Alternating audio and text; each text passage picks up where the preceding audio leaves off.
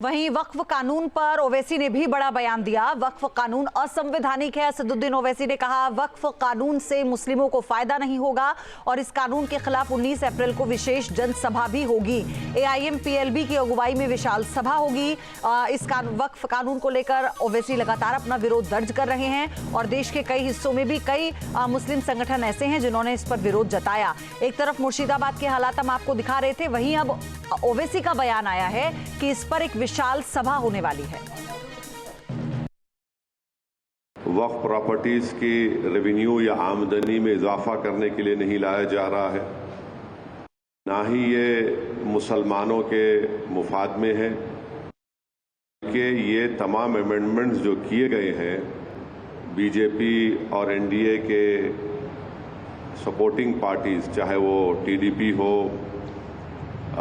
JDU की नीतीश कुमार हो, चिराग पासवान हो, जयंत चौधरी हो, मांझी साहब हो या फिर कुमारस्वामी हो, तो इनकी सपोर्ट से बीजेपी ने एक काले कानून को बनाया है और ये इस बात को बताता है बीजेपी उनको शक की निगाहों से देखती है और इसलिए देखती है क्योंकि हिंदू धर्म के एंडोमेंट बोर्ड में, जैन धर्म के एंडोमेंट बोर्ड में, सिख धर्म के एंडोमेंट बोर्ड में यहाँ पर सिर्फ उन्हीं के मजहब का मानने वाला उसका मेंबर बन सकता है।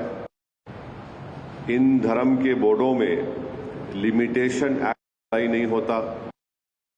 इन धर्मों में बाय यूसेज वो उस धर्म की प्रॉपर्टी बन सकती है और इन धर्म के बोर्डों में दूसरे धर्म के मानने वाला भी उनको अपनी प्रॉपर्टी दे सकता है। ये तमाम चीजें इस अमेंडमेंट बिल के जरिए नरेंद्र मोदी की सरकार ने मुसलमानों के इस धर्म के बोर्ड से छीन ली है।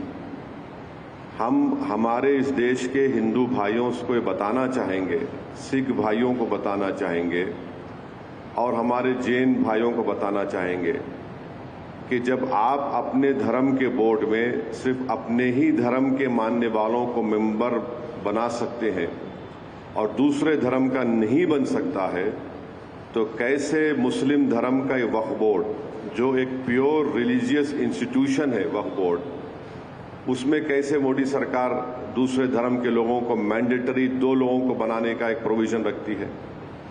और जब आपके पास लिमिटेशन एक्ट अप्लाई नहीं होता है, जिसके जरिए से अगर हिंदू एंडोमेंट बोर्ड की प्रॉपर्टी पर, जैन धर्म की प्रॉपर्टी के ऊपर, गुरुद्वारा प्रबंधक कमेटी की प्रॉपर्टी के ऊपर अगर कोई नाजायज कब्जा करता है तो उसको आप कभी भी निकाल सकते हैं।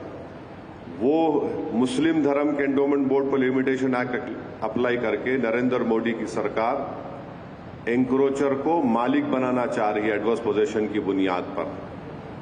और फिर आर्टिकल 26 के तहत हर रिलीजियस डिनोमिनेशन को अपने रिलीजियस चैरिटेबल ऑर्गेनाइजेशन बनाने का इख्तियार मिलता है, उसको एडमिनिस्टर करने का इख्तियार मिलता है और मूवेबल और इमूवेबल प्रॉपर्टीज को हासिल करने का इख्तियार मिलता है।